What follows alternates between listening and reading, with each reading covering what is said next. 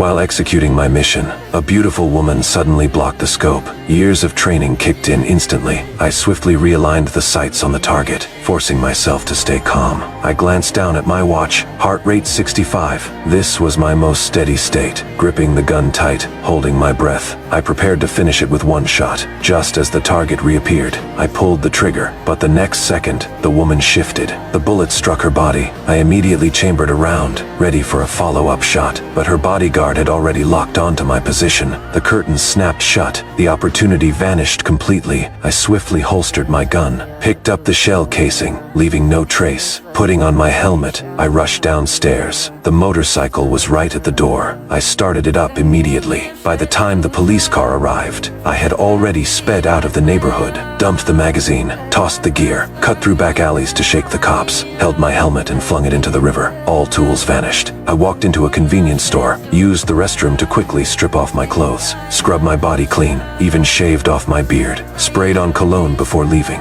Everything handled. I walked out like an ordinary person, hailed a taxi headed straight for the airport. Before entering the terminal, I pulled out my backup pistol, wiped off every fingerprint, and tossed it straight into a trash bin. But during security screening, I spotted the police dogs. Even with the scent thoroughly cleaned, I wasn't willing to gamble. I immediately abandoned the flight. Turning back, I entered the restroom and scrubbed my entire body again. Even the sink I'd touched was meticulously cleaned. Then I bought another flight. Just as I was boarding, my boss suddenly called. How could this happen? It's unprecedented. It happened. Is that what you suggest I inform the client? It happened. This is a problem. This is a fucking problem, to say the least. I knew well, failure to assassinate a key figure meant only one outcome: silencing me. Now, I was likely hunted by both sides. I hung up, immediately pulled out the SIM card, and crushed the phone underfoot. After takeoff, I remained on high alert, constantly scanning my surroundings. I soon spotted a man whose gaze never left me. The moment we landed,